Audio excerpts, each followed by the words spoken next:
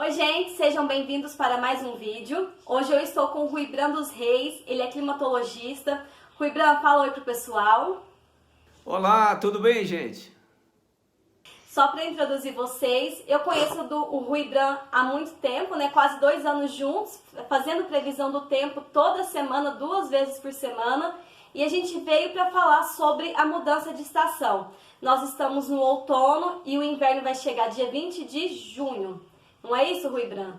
Exatamente, Letícia. Olha, o inverno começa no dia 20 de junho, às 18 horas e 44 minutos. E a gente marca exatamente o horário do início do inverno, Letícia, porque é nesse momento que a radiação solar vai estar incidindo diretamente sobre o Trópico de Câncer, que fica no hemisfério norte, a 23 graus e 27 minutos. Então, nesse momento, a radiação solar vai estar incidindo diretamente, porque a Terra ela tem um movimento de translação em torno do Sol, né, que demora 365 dias, e o eixo da Terra não é paralelo com o eixo do Sol, ele tem um ângulo de 23 graus e 27 minutos. Então, nesse momento, quando ele está passando, na verdade, nós estamos passando aí no ponto até mais próximo do Sol, né, acontece da radiação está incidindo exatamente sobre o Trópico de Câncer. Então nós marcamos o dia do inverno. Já, por exemplo, no dia 23 é como se o Sol estivesse retornando, né, para a região do Equador, e no dia 22 de setembro, às 10 horas e 31 minutos, o Sol vai estar incidindo exatamente sobre a linha do Equador e que vai começar a nossa primavera, outono no hemisfério norte. Entendi. E Ruibran, assim, explica pra gente quais são as principais características do inverno, o que nós podemos esperar para os próximos meses. Olha, eu vou falar primeiro, Letícia, sobre as características e depois vou falar sobre a previsão.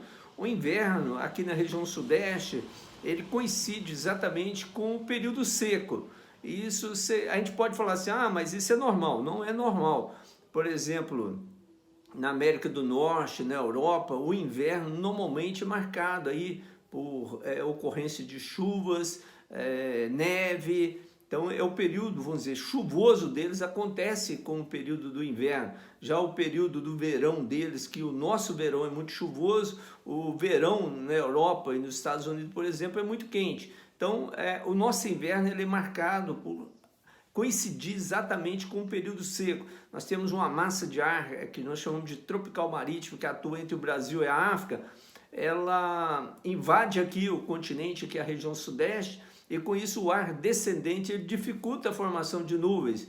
E como a radiação solar também é baixa, né, nessa época do ano, você não tem aquelas formações de nuvens convectivas que possam provocar chuvas. Então nós temos um inverno com pouca chuva, né? Temos algumas chuvas esporádicas durante o inverno, apresenta as menores temperaturas do ano, não só pela diminuição da radiação solar, porque também ele facilita com que as massas de ar polar cheguem com mais facilidade aqui no estado de Minas Gerais, e nós temos os menores índices de umidade relativa do ar. No Triângulo, por exemplo, às vezes nós temos 2, 3, 4 dias com umidade relativa do ar, quase durante o dia todo, a nível de deserto, 12, 13%, então extremamente baixo. Isso acontece principalmente no final de julho e até meados do mês de agosto. Nas demais regiões do estado também a umidade relativa do ar cai bastante.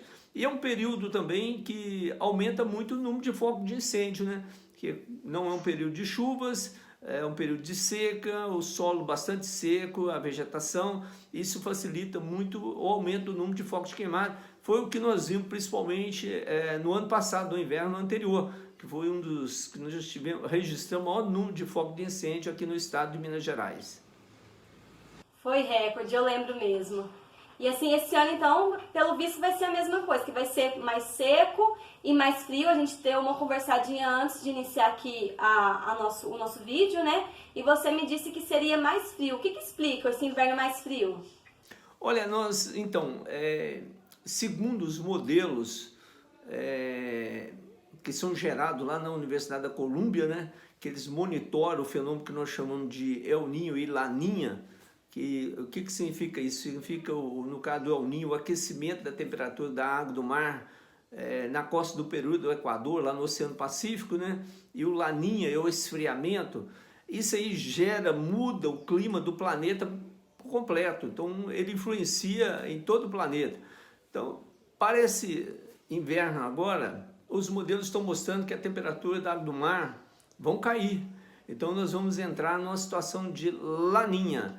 É um laninha fraco que vai passar rapidamente até o início do período chuvoso, ele já deve enfraquecer, mas com a presença do laninha, ele facilita com que as frentes frias cheguem aqui até a região sudeste, principalmente as massas de ar polar. Então vamos ter aí um inverno mais frio em relação principalmente ao ano anterior e ao normal, né? Então vamos ter um inverno um pouco mais frio. Massa de ar polar é uma massa de ar seco, então devemos ter um inverno mais seco, mais frio, né? E o número de focos de queimada deve ser menor do que em relação ao ano anterior, porque nós tivemos aí um verão muito chuvoso e até esse início agora de outono também com bastante chuvas aqui no estado. Então o solo ainda está muito úmido, então com isso vai dificultar um pouco o aumento do número de focos de queimada. Esse número deve aumentar mais para agosto e setembro, e quando chega outubro já começa aquelas primeiras chuvas, e com isso o número de focos de queimada desse ano vai ser bem menor em relação a anos anteriores. E seria assim, mais ou menos quantos graus o inverno abaixo do previsto, que a gente teria normalmente? Olha, nós fizemos aqui já uma simulação para ver como é que vai ficar as oscilações da temperatura média, pegando julho, agosto e setembro. Então, no triângulo, Letícia, por exemplo, as temperaturas mínimas médias nesse período deverá ficar em torno de 15 graus, a média da máxima em torno de 29 graus, na região central, né, entre 16 e 26 graus, na região sul de Minas, entre 10 e 26, podemos ter ocorrência de geadas no sul de Minas em alguns dias, principalmente no início do mês de julho, na zona da mata entre 13 e 23 graus, na região leste entre 16 e 28 graus, na região nordeste do estado entre 17 e 29 graus, na região norte entre 14 e 30 graus. A região norte é interessante, porque como é um clima meio de região semiárida, as temperaturas caem muito nessa época do ano, durante a noite e madrugada, e durante o dia faz bastante calor. Isso também acontece na região noroeste de Minas, entre 15 e 30 graus. Então, de uma forma geral, as temperaturas devem ficar em torno de 2 até 3 graus abaixo da média, quando a gente pega a média como um todo do período. Mas vamos ter dias aí bastante frio, conforme nós tivemos aí na passagem dessa última massa de ar polar aí no triângulo aí, já no final aí do mês de maio, né? Esfriou bastante aqui. Para quem não gosta de frio foi ruim, mas para quem gosta, né, ainda mais que já estava no período de quarentena, as pessoas estão em casa, provavelmente debaixo dos cobertores, foi um tempinho gostoso. Olha, fez bastante frio no triângulo, e frio que praticamente nós não sentimos aí, não só no triângulo, mas em outras regiões do estado nos últimos 40 anos, né? Muito frio. Ô Ruibran, você também tinha me falado que parece que tá vindo uma onda de... Como é que chama? Ah, esqueci o nome. Como é que o senhor tinha falado? Tornados?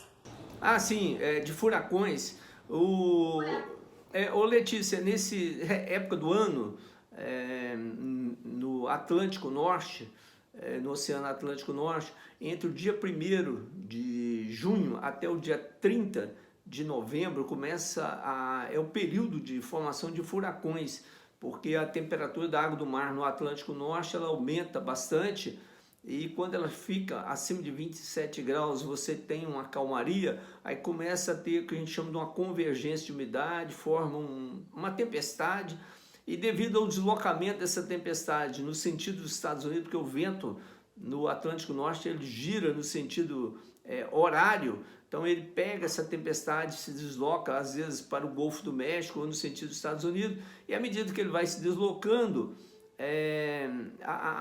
o sistema vai ganhando, né, intensidade devido às temperaturas da água do mar está muito elevada, e ele pode se transformar em um furacão. E isso acontece com muita frequência nesse período do ano. E o Centro Americano de Monitoramento de Furacões está prevendo que esse ano a maior probabilidade é nós temos assim, uma sequência muito grande de grandes furacões atuando no Atlântico Norte. Quando esses furacões estão atuando, eles convergem muita umidade. Se eles convergem muita umidade, elas vão subir para níveis mais altos da atmosfera e vão descer em outras regiões.